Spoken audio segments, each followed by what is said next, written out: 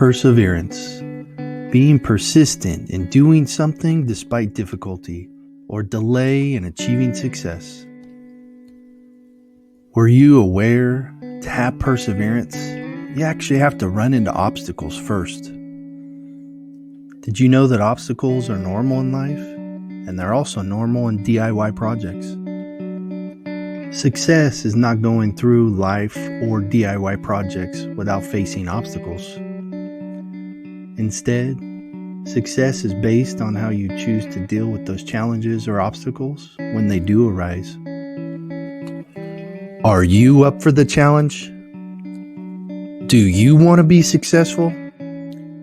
Your mental mindset to purposefully choose to persevere will be the recipe for success you need to conquer that DIY project. With your choice to face the obstacles despite the difficulty, this is what will make your project successful.